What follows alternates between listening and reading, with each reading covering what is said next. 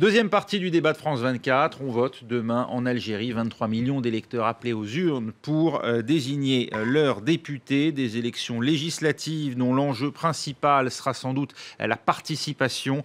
Moins d'un électeur sur deux s'était déplacé la fois précédente en 2012. On en parle avec à mes côtés Sami Oussedi, coordinateur général d'Iptikar. C'est une coordination citoyenne pour la reconstruction, initiative pour la reconstruction d'une république démocratique, pluraliste, sociale et ouverte sur le monde. Je précise que vous appelez-vous à la non-participation active, ce sont vos mots, à ces élections législatives. Pierre Vermeyren est professeur d'histoire contemporaine à l'université Panthéon-Sorbonne, spécialiste du Maghreb et auteur du choc des décolonisations de la guerre d'Algérie au printemps arabe, aux éditions Odile Jacob.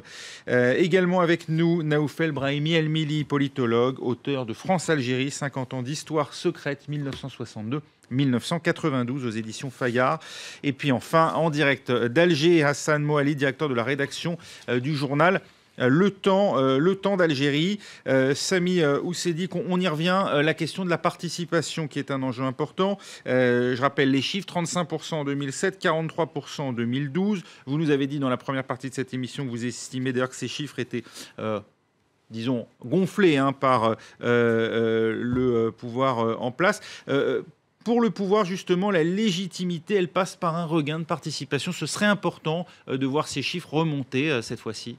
Tout à fait, pour une raison essentielle, c'est que la situation économique en Algérie va être extrêmement compliquée dans les 2 ans qui arrivent.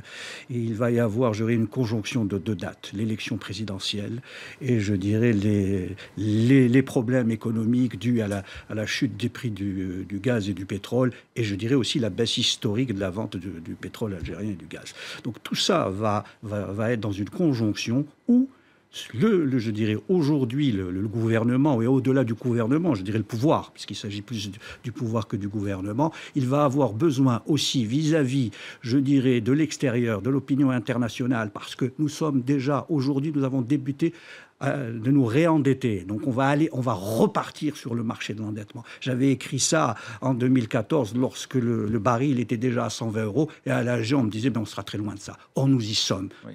Nous y sommes. Et cette recrédibilisation aux yeux de l'international va être importante parce qu'effectivement, il est plus facile d'emprunter, je dirais, en se prétendant un pays démocratique, ou en tout cas un régime démocratique, et ça va aider à cela, entre autres. Oui, 60% pour l'info, 60% du budget de l'État qui provient de ces recettes pétrolières. C'est dire à quel point, bien sûr, on compte sur les revenus en provenance du pétrole et on espère peut-être dans la diversification à terme de l'économie. En tout cas, pour revenir vraiment sur cette participation et montrer à quel point c'est important pour le pouvoir, le président Abdelaziz Bouteflika a appelé les Algériens à se mobiliser pour contribuer, dit-il, à la stabilité du pays dans un communiqué lu par la ministre de la Poste, des Technologies, de l'Information et des Communications. Voilà ce qu'il disait, ce choix qui sera respecté, sera le vôtre, libre et en concordance avec vos convictions politiques, mais dans le même temps, votre participation à ce scrutin sera votre contribution personnelle à la stabilité du pays, à la progression de la démocratie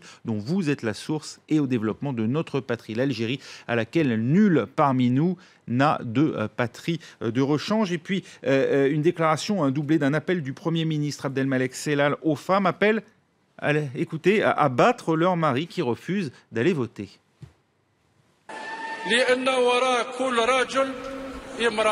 Derrière chaque homme, il y a une femme. Si la femme est bien, l'homme est bien. Et si la femme n'est pas bien, l'homme ne vaut rien. Je vous lance cet appel pour que vous soyez puissantes le jour de l'élection. Il est obligatoire de voter. Il faut réveiller vos maris pour qu'ils aillent voter sans même prendre un café. Et s'ils ne votent pas, frappez-le. Alors ça fait beaucoup rire, ça vous fait beaucoup rire aussi, Naoufel Brahimi El-Mili. Ça fait beaucoup réagir sur les réseaux sociaux, en Algérie et ailleurs. Ce qui me fait rire surtout, c'est son coutumier humour involontaire.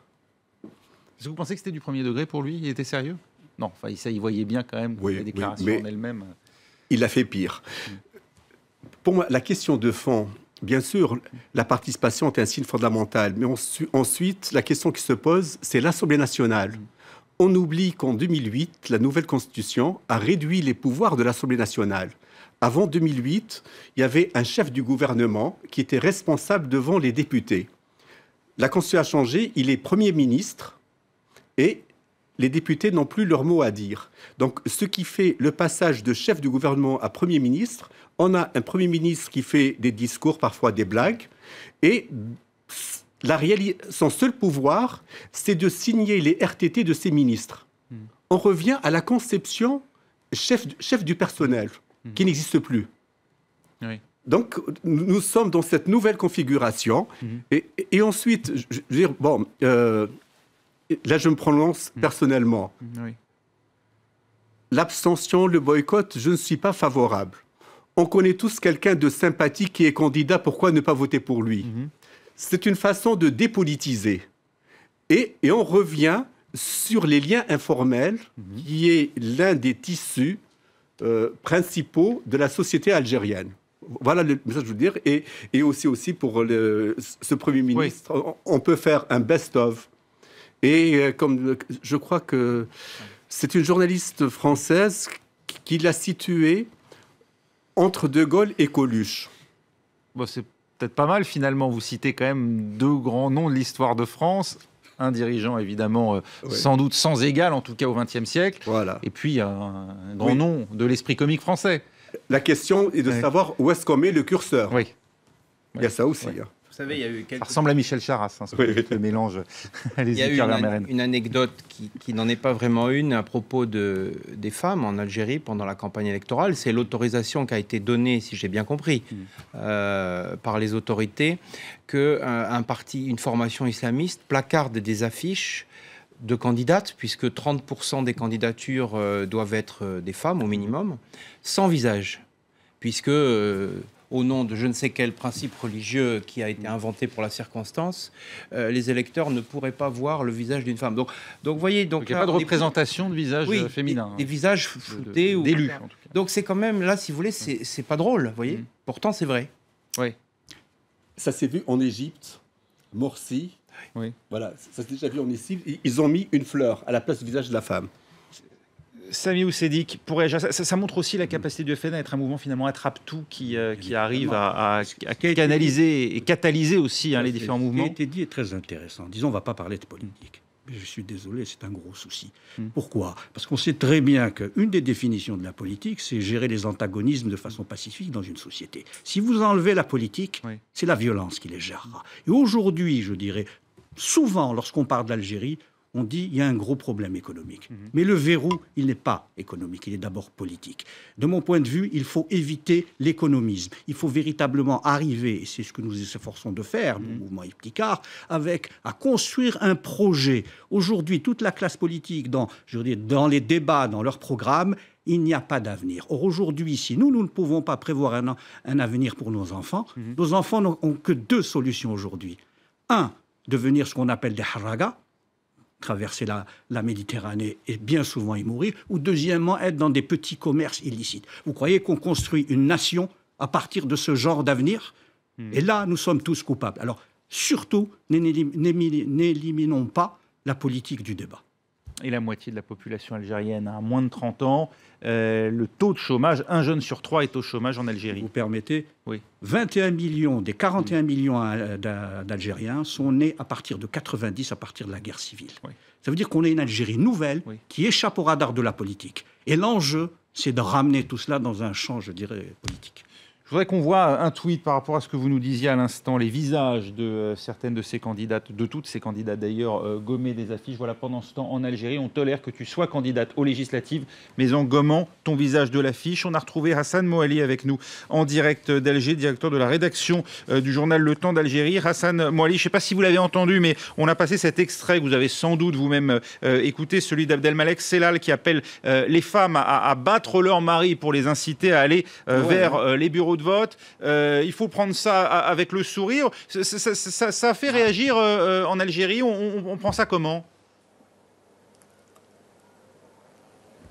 Oui, effectivement.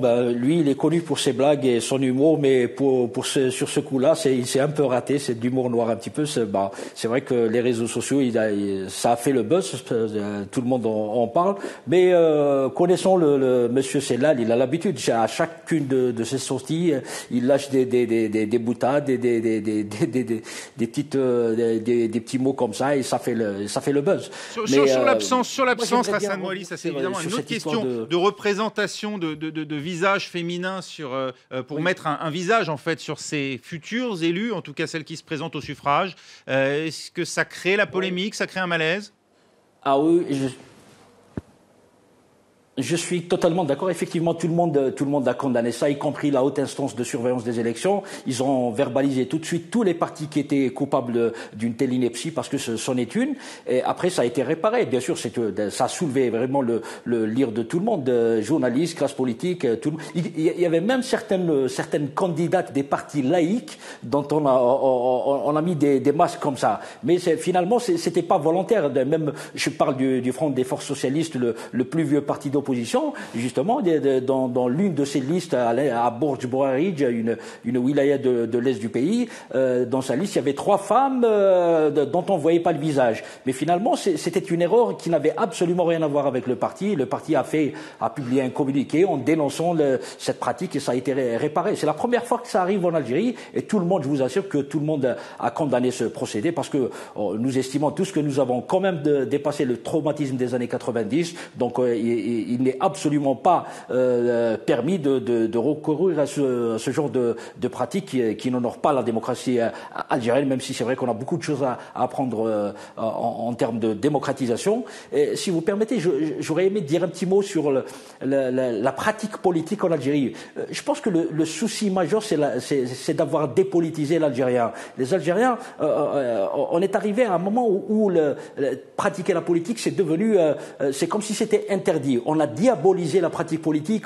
On dit souvent aux gens, dès qu'il y a une marche, il y a une manifestation publique, on les accuse de faire de la politique. Mais finalement, la politique, elle est partout. Quand il y a une grève des vétérinaires, quand il y a un mouvement social dans l'éducation nationale ou ailleurs, c'est de la politique. Tout ça, c'est de la politique. Donc, en Algérie, on a malheureusement cette manie à étiqueter les gens, les accuser, entre guillemets, de faire de la politique. Et on est arrivé maintenant à complètement faire détester aux gens la pratique politique. Et maintenant, on arrive à des élections, on se pose la question, est-ce que les gens vont voter ou pas? Voilà un peu le drame. C'est un peu un boomerang qui nous explose à la figure. On se retrouve avec une société qu'on a aidé à se dépolitiser, à se détacher de la politique. Voilà le vrai problème. Donc, je pense que ce qu'il y a lieu de faire maintenant, c'est de réhabiliter la pratique politique, réhabiliter le politique dans ce pays, dans les universités, partout. Il faut ouvrir les espaces d'expression, libérer les énergies pour que les Algériens puissent se parler entre eux. Je ne pense pas qu'on a un problème de religion dans ce pays. Oui. Je ne pense pas que c'est vrai qu'il y a une religiosité dans le pays, mais l'hypothèque islamiste, je pense qu'elle est définitivement levée. Naoufik Brahimi El-Mili, cette dépolitisation, on a peur de faire de la politique en Algérie, on a peur d'afficher ses opinions? Non, je pense qu'il y a surtout un désintérêt. Ou un désintérêt, oui, c'est ça. Il y a un désintérêt et aussi ce phénomène de génération, puisque si on voit la pyramide d'âge, presque la moitié de la population est née après 88. C'est-à-dire là où il y a eu les émeutes, ensuite la décennie noire. Donc, nous avons des jeunes qui n'ont connu, qui ont associé politique et violence. Répression, violence, voilà. Donc, depuis 88 jusqu'à décennie noire, ça fait c'est presque structurant. Oui. Donc, et au-delà du discrédit habituel qu'on voit partout sur la chose politique, sur les hommes et les femmes politiques, ça fait beaucoup. Mais on a une génération, bientôt 2 générations, où la politique est associée à la violence.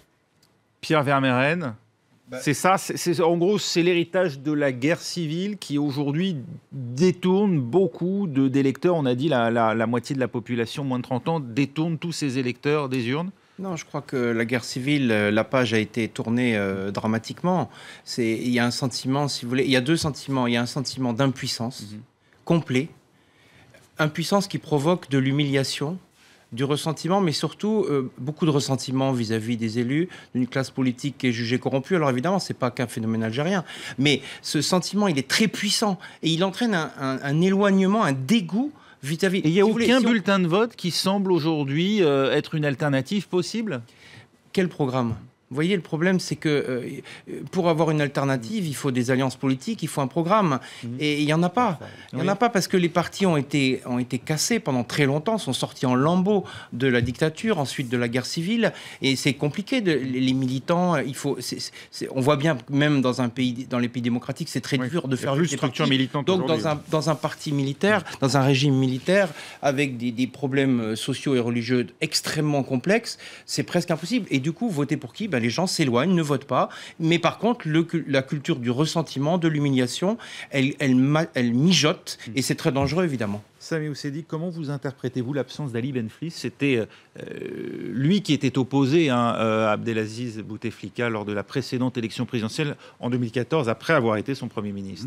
D'abord, il y a la loi électorale dont on n'a pas parlé aujourd'hui, qui aujourd'hui, pour être candidat, un parti pour qu'il y ait des candidats, il faut qu'il y ait eu déjà 4% aux élections passées. Le parti de M. Benflis n'existait pas en 2012.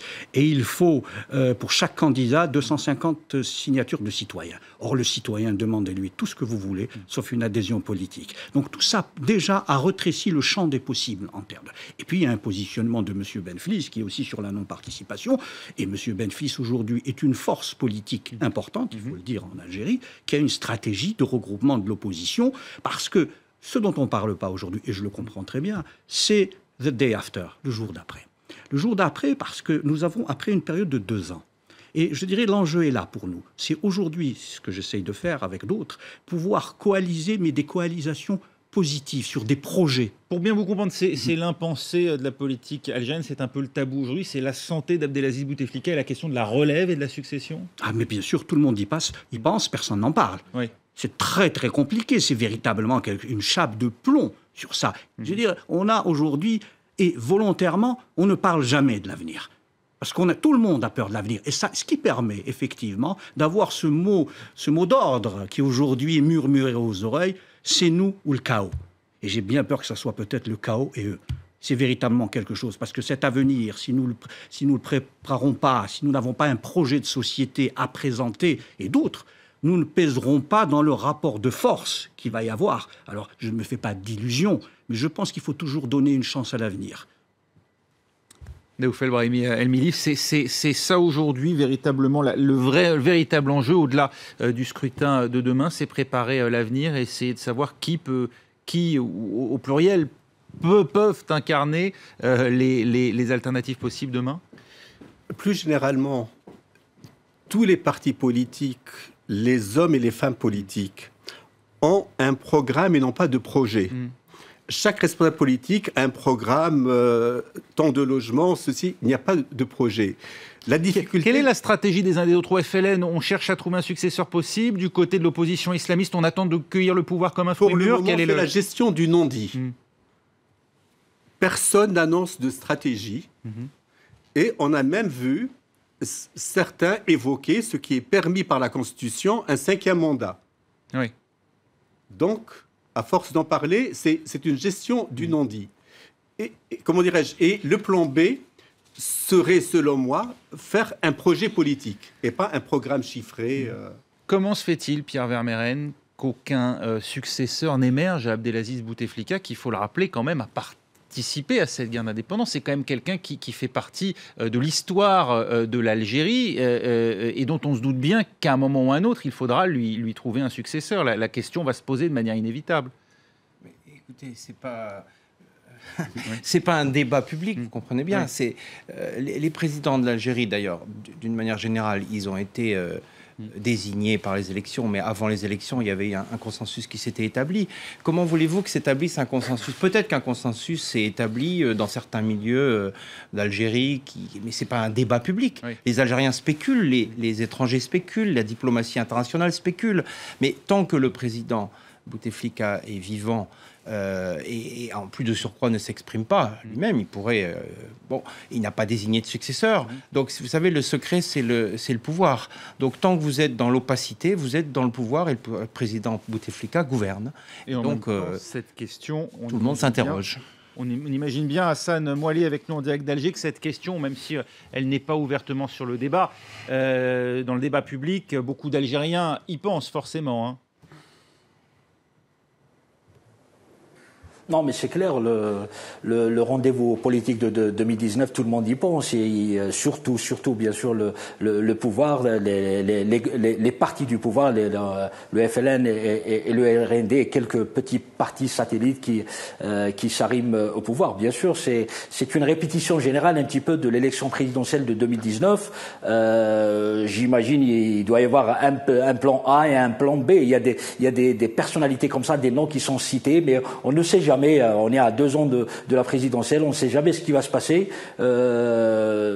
Comme ça, d'apparence, on parle de M. Sellal, l'actuel Premier ministre, et l'ancien chef du gouvernement, Ahmed Yahya, mais on ne sait pas vraiment est-ce que ce sont de potentiels candidats, ou alors, à la dernière minute, il va y avoir une autre personnalité qui sera adoubée par le pouvoir, qui va faire un peu consensus au sein des centres de décision. Mais c'est clair que le candidat pour 2019 ne doit pas échapper à l'appareil du FLN, aux appareils du FLN et du RND. Ce sont ces deux forces politiques qui sont les béquilles politiques du pouvoir par excellence, qui vont adouber cette personnalité. Et même les partis d'opposition, naturellement, ils savent très bien que ça commence dès maintenant. Ça commence l'élection présidentielle commence dès maintenant. Donc chacun essaye un petit peu, soit de s'en rapprocher pour éventuellement peser. Je parle naturellement du bloc islamiste, le bloc islamiste qui ne cache pas sa volonté de rejoindre le gouvernement. Merci. Il y a